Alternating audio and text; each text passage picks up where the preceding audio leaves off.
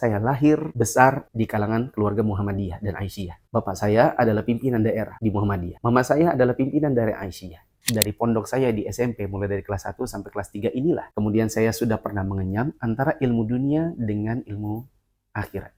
Saya itu hanya tersenyum lebar. Saya bilang, ya Allah, kenapa beliau lakukan lagi? Ini bukunya, MTKE. Ustaz Adi Hidayat ini seperti sedang melempar batu ke rumahnya orang, tapi beliau tidak mau pakai tangannya sendiri. Dan si perempuan ini tahu-tahu aja ya, urusan rumah tangga orang. Madrasah Mu'allimin Muhammadiyah Yogyakarta. Demi Allah, ini bukan dalam rangka untuk meninggikan ilmu kami, supaya kami tidak direndahkan yang semacam itu. Biarlah sudah. Hanya saja saya tidak ingin teman-teman yang memang mencintai Ustaz Adi Hidayat jatuh ke dalam kesalahan yang sama. Kameramen kami dan editor kami itu sering mendengar kalimat begini. Ini adalah part 2, teman-teman yang dirahmati Allah. Sebagian dari teman-teman menyerang kami dengan perkataan soal akhlak, seolah-olah membantah pemikiran seseorang itu adalah perbuatan yang tidak berakhlak. Padahal membantah pemikiran seseorang yang dinilai itu adalah sebuah kesalahan, ini adalah tradisi dari para ulama sejak zaman dahulu. Kita tidak perlu contohkan satu persatu karena saya yakin juga teman-teman pasti tahu dan memahami kenapa orang melakukannya. Di Indonesia pun ada orang-orang seperti tokoh-tokoh liberal yang menghalalkan yang haram, mengharamkan yang halal, mengganti-ganti hukum dalam agama. Dan ustadz-ustadz kita yang bukan salafi, mereka kadang bangkit untuk menulis, memberikan ceramah yang isinya adalah kritik juga. Pertanyaannya, kalau mereka bukan salafi, lalu apakah mereka juga dianggap berakhlak? Jawabannya, salafi maupun tidak salafi. Manakala mereka meyakini adalah sebuah kesalahan yang fatal, kemudian mereka mengkritik, dan kesalahan itu disebarkan dalam publik sehingga kritiknya pun di depan publik, itu adalah sesuatu yang biasa. Ini adalah bagian dari dakwah, amar ma'ruf nahi mungkar, sebagai bentuk keinginan untuk menjaga agama Allah. Maka jangan dihubungkan dengan akhlak. Lalu bagaimana dengan akhlak Ustaz Adi Hidayat? Saya memang tidak mengenal beliau secara personal, tetapi saya pernah mendengar Nabi SAW mengatakan, Arba'un man kunna fihi fahuwa munafiqun khalis. Ada 4 hal yang apabila 4 hal ini ada pada diri seseorang, maka dia adalah seorang munafik tulen. Kalau dia mengumpulkan 4 ini, maka dia seorang munafik tulen. Tetapi, kata Nabi, jika hanya ada sebagiannya saja, misalnya dia hanya punya 1 atau 2, intinya hanya sebagian saja, maka pada dirinya ada sebagian sifat munafik sampai dia meninggalkannya. Di antara sifat-sifat munafik ini, kata Nabi SAW, idza khasama fajara. Kalau sedang dalam kondisi berselisih, dia berlaku curang. Ustaz Adi Hidayat, sebagaimana teman-teman lihat di dalam video beliau yang kemarin, beliau menjatuhkan kami dari sisi hal yang tidak esensial dari kritikan kami. Kata beliau, kami tidak ingin berbantah-bantahan dan tidak mau menanggapi, kami tidak mau ramai-ramai. Jangan saling membantah, lelah nanti seperti itu. Habis waktunya, lupa anak belum mandi, ya, lupa kemudian kita harus menata yang lain-lain. Cuma pertanyaan saya, kok sempat-sempatnya skripsi saya di print bahkan, dijadikan satu bendel lalu dibawa ke masjid, begitu beratnya padahal, untuk dibawa lalu kemudian ditunjukkan. Yang motong video saya itu bukan dari pelajaran yang belajarnya itu dari latar belakang agama, itu alumni teknik industri. Ini saya punya skripsinya.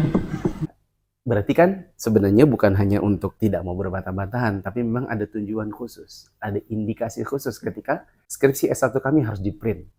Kemudian kami diceritakan panjang lebar seolah-olah beliau tahu tentang kami.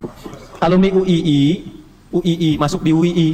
Ya, kemudian 27 Februari 2007 itu sidang skripsi. Ini jurusan teknik industri masih ada nih, tugas akhirnya di saya. Tulis catatannya. Lalu pulang ke daerahnya, saya nggak usah sebut, jadi PNS. Itu di PNS, ayahnya kan juga suka ngajar, suka berkhutbah, ikut-ikut khutbah dan sebagainya. Lalu umrah 2010 pulang dapat tugas belajar ke Saudi, ya, di King Saud University. Nah, di King Saud ini bukan jurusan agama, engineering juga. Katanya jangan menilai orang ketika tidak tahu. Nah, Ustaz Adi Hidayat ini tidak kenal saya, beliau tidak tahu perjalanan menuntut ilmu saya. Tapi dibahas mulai dari saya lulus 2007, lalu kemudian ini, kemudian umroh, lalu kemudian ikut bapak saya, bla bla bla. Berarti kan Ustaz Adi Hidayat ini menilai kami dari sisi yang sebenarnya beliau juga tidak tahu. Kemudian kata Ustaz Adi Hidayat, kami tidak mau menghina. Nah, jadi tapi kita tidak boleh mencela. Antum pun jangan mencela. Tidak boleh. Saya kira dalam satu kajian subuh kemarin, 2 atau 3 kali beliau mengulangi. Kita tidak boleh menghina, kita jangan menghina. Antum juga jangan menghina. Tapi perbuatan beliau sebenarnya adalah bentuk penghinaan. Karena beliau punya kata-kata, ini cuma S1, teknik industri. S2-nya pun di Saudi, hanya industri. Tapi kan jadi ustadz. Nah, di King Saudi bukan jurusan agama, engineering juga. Tapi kan jadi ustadz. Sebenarnya adalah bentuk penghinaan dan cara menjatuhkan yang curang. Sebagaimana dalam hadis tadi, jika dia berselisih, kemudian dia berbuat curang. Tapi saya juga tidak heran ketika beliau kemarin melakukannya dalam kajian. Karena ini bukan pertama kali beliau melakukannya.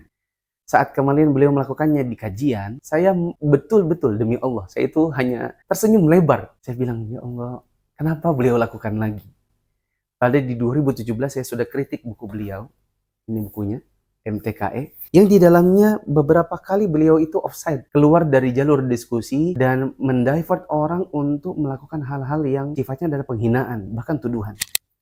Ini saya pernah masukkan dalam artikel saya tahun 2017. Ya, buku ini ketika saya bantah di 2017, saya tanyakan, mengapa beliau harus membuat isu seolah-olah Ustadz Firanda itu pembohong? Di bagian ini, halaman 104. Beliau katakan, lebih penting lagi Ustadz Firanda ini harus menjelaskan di mana sesungguhnya dia berada di tanggal 4 April 2017. Apakah di Madinah ataukah di Jakarta? Semoga tidak ada dua Firanda dalam waktu yang bersamaan. Padahal teman-teman yang dirahmati Allah, Ustadz Firanda, pertama, orang yang memang mobile, kadang di Jakarta, kadang di Madinah. Yang kedua, kalaupun di saat itu beliau tidak sedang mobile, beliau berada di Jakarta, tapi admin beliau itu ada di Madinah. Ya, karena yang mengelola website beliau ada di Madinah. Sehingga tidak ada masalah. Dan tidak perlu mendivert orang untuk seolah-olah mengatakan Ustadz Firanda ini berdusta. Yaitu postingnya di mana, ngakunya di mana. Kemudian di halaman yang saya sangat miris, di halaman 183, Ustadz Adi Hidayat ini seperti sedang melempar batu ke rumahnya orang, tapi beliau tidak mau pakai tangannya sendiri, dia pakai tangannya orang. Seperti di halaman 183, beliau menukil perkataan salah seorang aktivis Hizbut Tahrir. Kata-kata, sepertinya ini hanya perkara jealous, cemburu alias iri. Padahal itu adalah masalah batin, yang kita tidak diperbolehkan untuk membongkar batin orang. Ada perkataan di halaman 184 dari seorang perempuan yang dia mengatakan, maklum, bini 3 penghasilan seret kalah pamor. Jadinya begitu deh. Betul-betul penghinaan dan ini merupakan tuduhan yang luar biasa. Dilakukan Ustadz Adi Hidayat dengan cara menukil orang di dalam bukunya sendiri. Seharusnya kan mungkin bisa disuting, dihilangkan atau tidak dipilih perkataan yang seperti ini. Yaitu di sini adalah bentuk penghinaan di mana Ustadz yang mengkritik beliau memang istrinya 3 dan si perempuan ini tahu-tahu aja ya urusan rumah tangga orang. Kemudian penghasilan seret. Dari mana dia tahu penghasilan seret? Kalah pamor. Penghasilan seret dari mana? Sementara Ustadz ini punya beberapa usaha. Seperti usaha kayu di waktu itu. Kasiannya. Teman-teman yang dirahmati Allah. Maka saya juga tidak heran ketika tahun ini, di 2024, beliau menjatuhkan kami dari sisi, saya hanyalah lulusan S1, S2 Teknik Industri. Hanya saja saya katakan itu di luar esensi. Kritikan kami adalah siapa ulama yang mu'tabar yang berkata sebagaimana yang Anda katakan. Itu saja. Tidak ada urusannya sama sekali dengan latar belakang sekolah kami. Tapi teman-teman yang dirahmati Allah, ini juga tidak mengherankan. Karena Ustadz Adi Hidayat ini bukan orang yang pertama juga. Dahulu di zaman Syekh Al-Albani, beliau banyak mengkritik hadis, beliau meneliti, lalu kemudian menyampaikan kepada umat bahwa ini adalah amalan yang tidak ada dasarnya, ini adalah hadis yang tidak sahih. Banyak orang yang kemudian mengkritik beliau dari hal yang tidak esensi. Kata mereka, Al-Albani ini adalah tukang jam. Kok tukang jam jadi peneliti hadis? Padahal sebenarnya teman-teman yang dirahmati Allah, Syekh Al-Albani punya latar belakang seorang muhaddits. Beliau belajar hadis dari berbagai ulama. Lalu kemudian untuk menyambung hidup, kemudian mencari nafkah, beliau menyempatkan diri untuk menjadi seorang tukang reparasi jam. Jadi bukan seorang tukang reparasi jam tiba-tiba jadi ahli hadis, tetapi seorang ahli hadis yang mencoba mencari nafkah dengan mereparasi jam. Tapi ini ya, cara menjatuhkannya adalah cara yang licik dan sebenarnya kalau kita balik ke kalimat yang saya pertama tadi, berarti ini cara yang kurang berakhlak.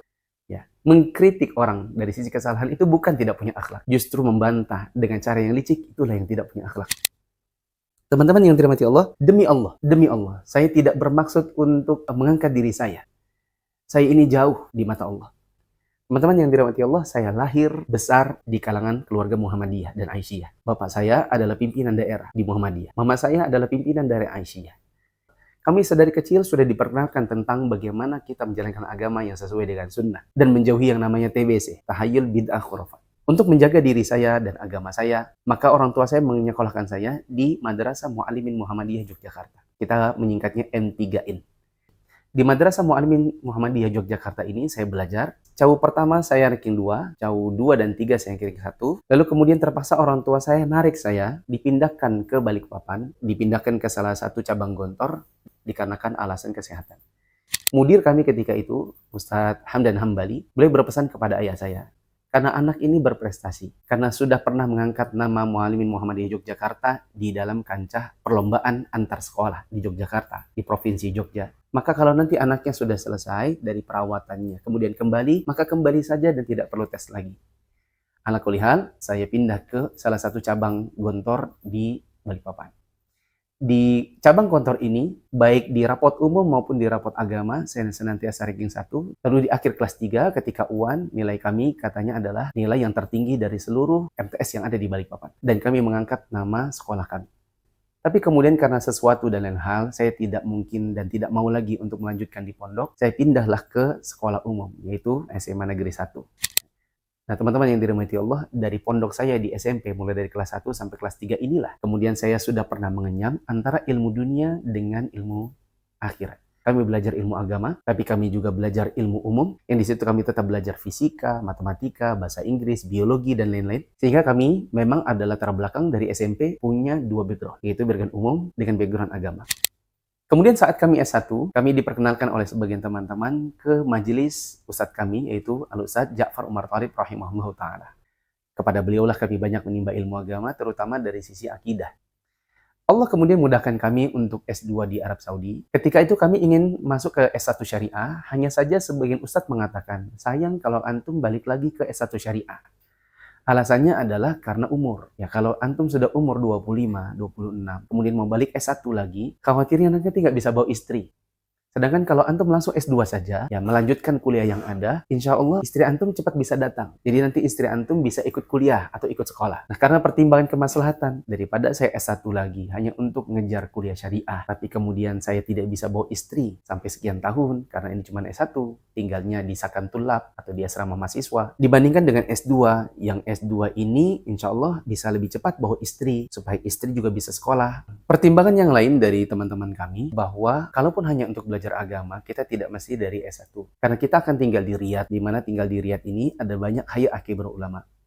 Akhirnya, dengan semua pertimbangan itu, akhirnya kami lanjut S2 saja, tidak kembali ke S1 Syariah, dan sepanjang kuliah kami hanya menghabiskan kurang lebih 3-4 jam saja dalam satu hari untuk kuliah. Sisanya mulai dari asar sampai dengan datangnya waktu Isya, sampai malam kita belajar kepada para masyayikh. Guru-guru yang kami rutin untuk mengambil ilmunya, diantaranya adalah Syekh Sa'ad Asy-Syadzili hafizahullah ta'ala. Beliau adalah anggota Hay'ah Kibar Ulama, anggota Dewan Ulama Senior di Saudi Arabia. Beliau mengajar di Masjidil Haram di musim Ramadan sampai dengan musim haji. Beliau adalah seorang ahli di bidang usulul fiqh, beliau adalah seorang muhaddits juga, dan beliau menggabungkan dua keilmuan ini yang jarang ulama yang menggabungkan keduanya. Kami belajar kepada beliau setiap hari Sabtu sampai dengan hari Selasa, Sabtu, Ahad, Senin, Selasa. Kemudian bila tidak salah Rabunya libur, lalu kemudian Kamis kami ada kajian, kemudian Jumat kami ikut khutbah beliau. Sehingga dalam satu minggu kami bertemu dengan beliau, 5 kajian dan 1 khutbah, yang setelah khutbah kami biasanya tanya jawab sama beliau. Guru kami yang lain yaitu Syekh Shalih bin Fauzan. Beliau juga anggota Hay'ah Kibar Ulama, anggota Lajnah Daimah lil Buhuts al-Ilmiyah wal Ifta. Kami belajar kepada beliau di hari Sabtu saja, mulai dari Maghrib sampai dengan Isya. Kami datang juga kepada Syekh Sa'ad Al-Khathlan. Beliau juga dulu anggota Hay'ah Kibar Ulama, anggota Dewan Ulama Senior di masanya. Kami belajar kepada beliau di hari Senin. Kemudian kami juga belajar kepada Syekh Muhammad Mukhtar Asy-Shinqiti yang datang bulanan dari kota Madinah menuju kota Riyadh. Kami belajar kepada beliau mulai dari asar sampai dengan bila tidak salah waktu Isya. Artinya teman-teman yang dirahmati Allah, sekali lagi demi Allah, ini bukan dalam rangka untuk meninggikan ilmu kami supaya kami tidak direndahkan yang semacam itu. Biarlah sudah. Hanya saja saya tidak ingin teman-teman yang memang mencintai Ustadz Adi Hidayat jatuh ke dalam kesalahan yang sama. Itu kesalahan menistakan orang dan menghinakan orang dengan cara-cara seperti itu. Keluar dari jalur esensi kritikan, kemudian menjatuhkan dari sisi personal tanpa beliau ketahui latar belakang yang sebenarnya. Demikian teman-teman yang dirahmati Allah, terserah teman-teman menilainya seperti apa. Apakah yang berakhlak ini adalah yang mengkritik, ataukah justru yang keluar dari jalur esensi kritik lalu kemudian membantahnya secara personal dan keluar dari jalurnya. Pun teman-teman yang dirahmati Allah, seandainya kami mau balas, maka kami bisa juga membalas yang sama. Di belakang sana ada banyak ustadz-ustadz lulusan doktoral S3 bidang akidah, bidang usulul fiqh. Afwan nambahin karena baru dapat. Ternyata di antara yang mengkritik beliau adalah yang doktor di bidang Al-Quran. Oke, kalau S1, S2 teknik industri tidak bisa diterima, mungkin yang doktoral Al-Quran bisa. Di mana mereka juga mengkritik yang sama kepada Ustadz Adi Hidayat. Tapi apakah ini esensial? Kalau kita mau bantah-bantahan dengan cara yang seperti ini, maka tidak akan ada ujungnya. Sekali lagi teman-teman, bahwa kami membahas tentang hal ini bukan dalam rangka meninggikan diri kami dan membantah penghinaan. Semoga penghinaan bisa menjadi pahala. Ini framing seolah-olah ini adalah orang yang hina, yang tidak berhak untuk berbicara agama. Yang seperti ini terjadi dikarenakan hanya sekedar mengikuti gurunya. Dan inilah yang kami inginkan agar kaum muslimin jangan sampai terjatuh ke dalam kesalahan yang sama. Cukup. Ini part 2. Oh iya, kami seringkali di dalam mengajarkan tentang manhaj, mengajarkan tentang bagaimana kita menyikapi penyimpangan. Teman-teman yang belajar kepada kami senantiasa mendengar, kameramen kami dan editor kami itu sering mendengar kalimat begini. Namun ketika membantah kritik, harus sesuai esensi dan jangan sampai keluar dari jalurnya. Seperti membahas yang sifatnya pribadi. Seperti misalnya kita membahas seseorang, kemudian seseorang ini bermasalah rumah tangganya. Kita katakan yang rumah tangga jangan diurusi, karena tidak ada esensinya dengan pemikiran. Gibah kepada ahli bid'ah harus sebatas penyimpangannya. Dan adil. Harus sebatas penyimpangan. Jangan menyebutkan yang tidak ada urusannya sama kaum muslimin. Jangan menyebutkan yang itu sudah ranahnya pribadi. Contoh, ustadznya ini ahli bid'ah, punya khurafat, terus kawin cerai. Nah, kawin cerainya tidak usah diomongin. Kenapa? Karena itu bukan urusan kita dalam hal itu, kan urusan dia dengan keluarganya. Yang kita fokuskan adalah membantah hal yang salah. Untuk yang sifatnya pribadi harusnya di skip saja. Demikian cara kami membantah pemikiran supaya tetap di dalam esensi. Tidak keluar dari itu apalagi sampai menghinakan orang.